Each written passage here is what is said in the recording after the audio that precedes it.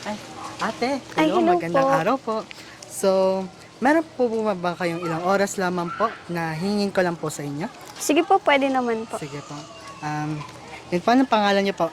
Ako po si Haya. So, Haya po. So, Haya, akin ko pong tatalakayin ang pinamagatan na mahal ka ng Diyos. So, yon. So, nakikita niyo po ba yung unang larawan na ito? Opo, nakikita ko siya. So, alam mo ba kung ano po to? Ay, hindi po eh. Hindi. So, ang larawan na ito ay tinatawag na isang sikat na painting na kung saan gawa to ni Michelangelo na tinawag na Creation of Adam. So, kung titingnan natin mabuti, sinasabi ng larawang ito ang kwento ng buhay mo, ang nakaraan, kasalukuyan at hinaharap. So ate, nasa larawan din na to, yung mga dahilan kung bakit puno ng sugat at sakit ang nakaraan mo. And also, etong mga larawang ito ay dahilan din kung bakit tuloy-tuloy ang hirap ng buhay mo at kung bakit hindi pa rin nalulutas yung mga problema mo. Basta ang pinakamahalaga lang ate, pinapakita lang ng larawang ito kung anong mangyayari sa hinaharap mo. So yun, dumako naman tayo sa pangalawang larawan. So, ano nakikita niyo sa pangalawang larawan? Ano po, parang garden po siya. Tapos Garden? ang dami pong hayop. Yes, makikita natin yung mga hayop, yung magandang senaryo, at yung mga tubig. So alam mo ba ate, pinagpala ng Diyos sa mga tao ng sagana. So tayo, nilikha ng Diyos bilang mga tao at bilang espiritual na walang hanggan na nilalang.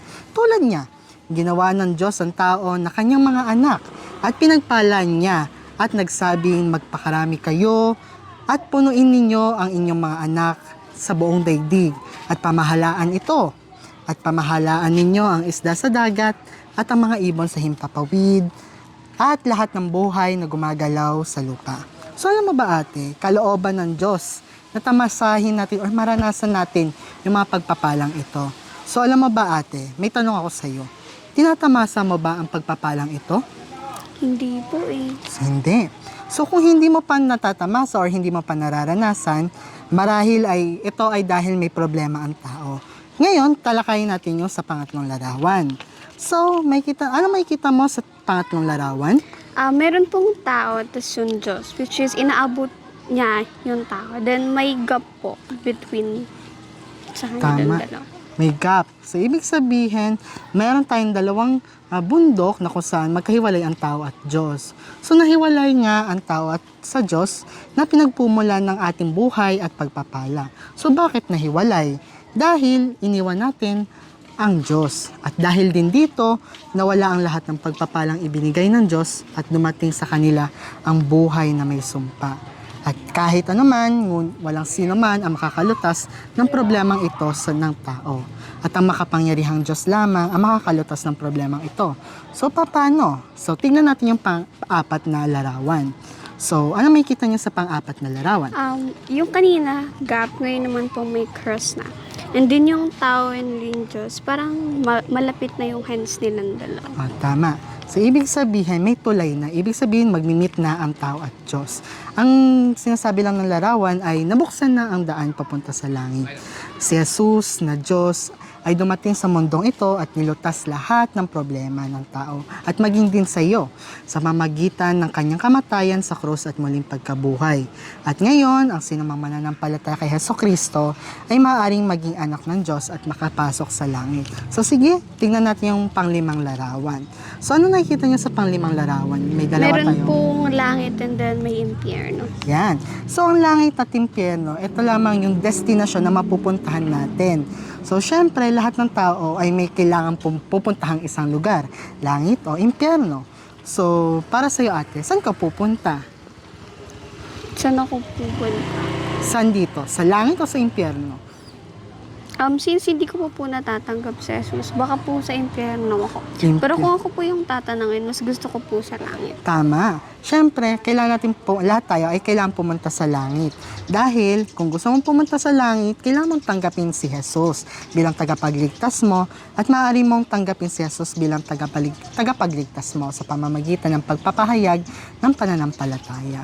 So, alam mo ba ate, kung gusto mong maging isang tagapaglingkod ng Panginoon ay sundin mo siya ng buong puso. Dahil sinasabi nga ng Diyos na ating tagapagligtas na kapag tayo'y sumusunod sa Kanya ng buong puso, ay magiging matuwid tayo. At kung inihahayag natin to sa pamamagitan ng ating mga bibig, tayo'y maliligtas na.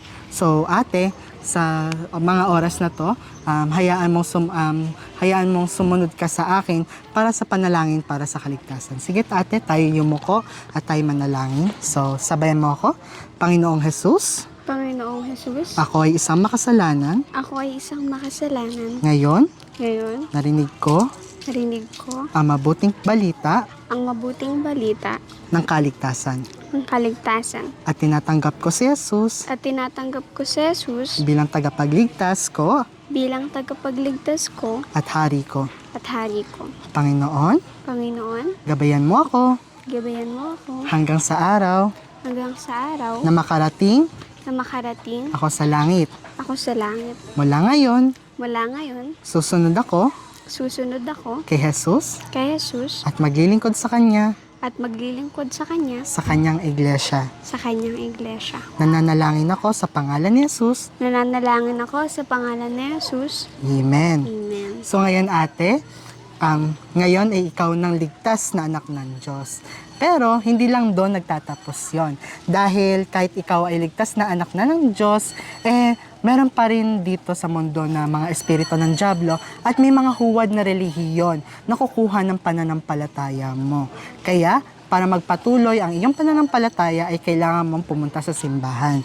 Kaya naman, bilang paanyaya, iniimbitahan kita na magsamba sa Holy Fire Church tuwing linggo, alas 10 ng umaga. Sige. Sige po ate, maraming salamat sa oras. Thank you po. Thank you po. Bye-bye. Thank you po.